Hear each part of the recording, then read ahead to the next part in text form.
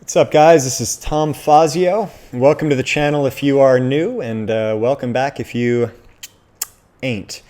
For those of you who've been here before, you know that I tend to focus on stuff related to peak performance, mind-body development, and so on. I've got a mind-body methodology called Weightlessness that is truly the bee's knees. But I'm doing a short series here, short tangent, on some of the thought behind my new book, Law of the Die, which is dealing with dicing for life options, right? There are a lot of assumptions around us being able to kind of construct plans for the future and that they will somehow magically pan out if we just execute on those. And this book has a lot to do with dispelling some of the myths and faulty logic behind that. So this is one of those videos, and it is addressing the delusion problem. Right, so the delusion problem, one of my favorite problems, quote unquote, to address in terms of cognitive bias. This is one that's near and dear to my heart because it's very much a big problem in the world of martial arts. It's in everything. There are, delusional issues across the board in all domains. But there are very special delusions in the world of martial arts, a lot of them having to do with mystical abilities and powers and chi and what have you. So much so that I think I will do a series at some point on, the masters of woo-woo or something like that.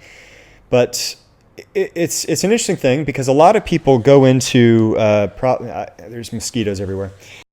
Spray some of these motherfuckers. Yeah, so the delusion problem. One of my favorites. I think it's look, all of us have a certain amount of it, and I think that some of the most successful people on planet Earth have a lot of it. And I think that's you take somebody like that had the kinds of ambitions to create a company like Apple, Amazon, or Tesla, and you're looking at somebody that had to embrace a certain level of delusion at some point to dream that big. Because the number of people that dream that big, well, there's a lot of them, and the number of people that succeed, relatively few, right? So the odds, the probability of building an Amazon or an Alibaba or a Tesla, the chances are slim to nil. And yet, to do it requires a belief that one can, right? So this is a really difficult challenge, I think, in the world of, if you have any ambition in you, or if you feel at all stuck in life, this is a very difficult thing to overcome because what is the right amount of delusion from which to launch, your efforts and your endeavors in life? Because a lot of us, there's two camps, right? Either you're a non-delusional type of person, highly analytic, highly cynical or skeptical of things, and because of that, you understand that the probability of success in most domains, if we're talking about business that would at least pay you something reasonable for your efforts over time, the chances of success are not great, right? But to approach anything with that type of mentality will keep you on the couch, eating potato chips, ice cream, and watching Gary Vaynerchuk all day or something. You won't take action. And so to a certain degree, that's actually a reasonable perspective because the odds are not great, to go after what might be your biggest dreams. However, one of my questions behind this and in the book Law of the Die, and in particular, with the delusion problem, is that, well, how do we use this as an empowering starting point instead of something that leads us to sit on the sofa and do nothing with our time? And part of that, I think, is understanding some of the models behind delusion, what it looks like and why it might matter, right? So I'll try to put this up on the screen. I wonder if I see people snapping these videos and things appear. Okay. It's called the Dunning-Kruger effect, right? Which is it's kind of a psychological phenomenon where if we look at, which side are you looking at here? So if we have our, X and our Y axis from your perspective in the camera, somebody starting off on a new craft or a new hobby or a new venture often looks like this, right? So if we have a baseline of knowledge and then the Y axis is confidence, you wind up with something like this. a really quick rise in confidence with just a little bit of knowledge in the domain, and then a long, slow tapering off to where confidence really starts to drop as knowledge increases. And so what this tells us is that, and you see this all the time, all the fucking time. You get on any YouTube video and you're going to see people, especially in the martial arts category, you're going to see people commenting on stuff they have no clue about. But they have a little bit of martial arts knowledge and say, I could take that guy, or why are you doing this? Or, they're watching simulations and say, that wouldn't work in a fight. It's like, with absolutely no understanding of why people run simulations, do technical training, and so on and so forth, they're like, do it against a resisting opponent. Yes, we will eventually. To demonstrate techniques, it's not ideal to do it against resisting opponents because somebody always gets hurt. As a baseline, right? But you find this across all domains. Somebody gets a little bit of knowledge and they start to believe that what they see, the amount that they see, is all that there is. Across the board, right? You see this in entrepreneurship with people. Show me an entrepreneur who their first business idea was not to start a coffee house. Why? Because everybody drinks coffee. I like coffee, right? Or maybe to sell t-shirts, or to start an app. For the last few years, it's been, you just start an app about something, right? And so you get a little bit of knowledge and you know everything about it. And I knew a lot of entrepreneurs who went that route and very quickly went bust, because a little bit of knowledge and a good bit of money doesn't solve problems, right? You have to find a way of adding value to other people's lives, and an app is just a delivery mechanism.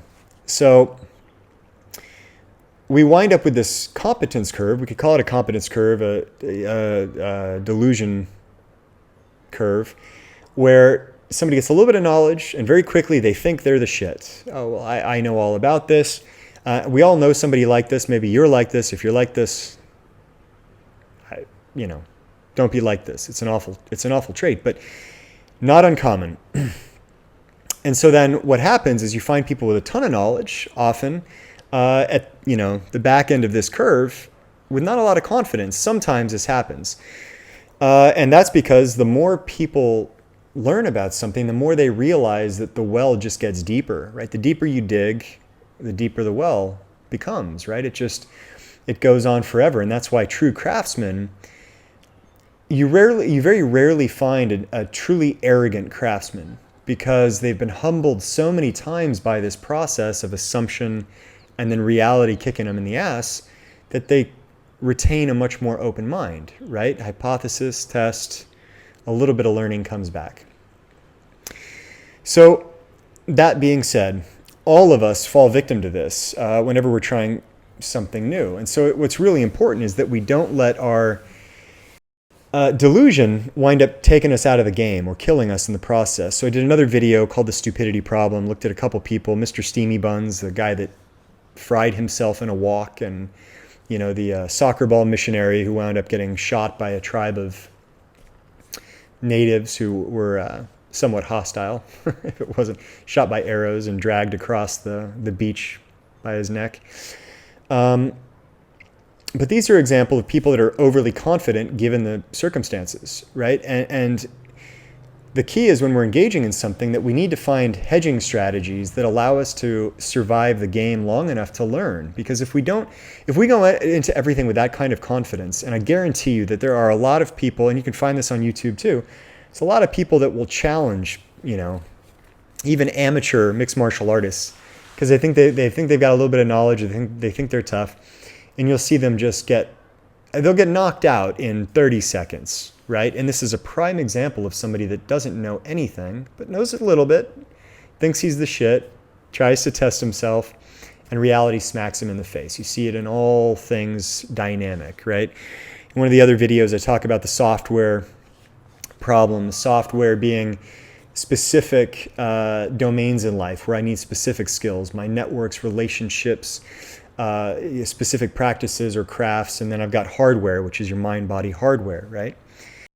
So any domain that is complex, right? If we're dealing with a complex domain, like life, like business, like love, well, rules and knowledge there's no way we get to 100% accuracy in the knowledge game, right? And this is a big a big problem because a lot of people think they can. They think, well, I've learned, I get the basics of business, for example. I'm going to go out and I'm going to start a business. And I've got my business plan and I've got my projections and I know how I'm going to go about it, right? And I've got my marketing budget and I've got my product ready to go. And 6 months later, 1 year later, the company caves in. And the problem is as soon as you think that you know enough or that the market is going to reward you just for being a genius, you don't hedge and protect the long game, right? And a good example of this is somebody is a fighter, right? And it's a good analogy for all things. But if somebody were to step in a fight, you've got two choices, primary choices. You either try to knock the guy out immediately, give it your all, or you get into a tempered fight where you try to balance self-preservation with attack. All skilled fighters will do the latter. Unskilled fighters could be either one, but it often winds up being the former, where they wind up leading with a haymaker and trying to take the guy out quick. And you might get lucky, right? You might hit that ball out of the park. You just don't know. But it's more likely that you're going to get crushed pretty quick if your opponent has any knowledge or skill in that domain. So to kind of close out this particular problem, I think there are 2 points that we ought to take away from it, that I take away from it, right? On the one hand, we need to find ways of approaching things that we care about in a way that does not put us in a position to die quickly. I mean, that's a very simple premise, but by die, it could mean if you're starting a business that you're not going to run out of cash within the first 6 months or even the first year, right? You have a much longer runway or cushion than you think you need just to give yourself a chance of success, right? If you're a fighter, you don't go 100% after your opponent without testing and tasting the match a little bit. Like how aggressive can I be and how far can I go with this particular person? And the other one is that to dispel delusion, when we looked at this competence curve, to dispel delusion, you have to put yourself in the game, right? Anybody that, for example, if you're a YouTube warrior and you're sitting behind your phone or your keyboard of your computer and you're typing in the comments, but you're not actually trained in the martial arts or doing the business or whatever it is, name your domain, you are the epitome of delusion. If you're doing both, that's okay. Nobody can say shit about that, right? But most people will comment, most people will assess and analyze, and they've got no direct exposure. So knowing that going in, one of the best things that you can do if you want to master a craft, succeed in business, in my opinion, find success in whatever your ambitions are, you got to get off the bench, you got to get out of the bleachers, and you got to get in the game. Right? Because the more that you test your assumptions, the more reality is either going to confirm those as being accurate or it's going to tell you quickly, you're delusional, you need to reorient. And if you can do that on a regular basis in ways that don't destroy you, then your rate of learning goes through the roof. You learn so fast, you don't die, and then eventually, hopefully, learn the skills and acquire the tools needed to succeed in said domain, whatever it might be. So guys, there's the delusion problem. Would love to hear your thoughts on this in the comments if you so choose. And until the next time, like, subscribe if that's your thing, and be weightless.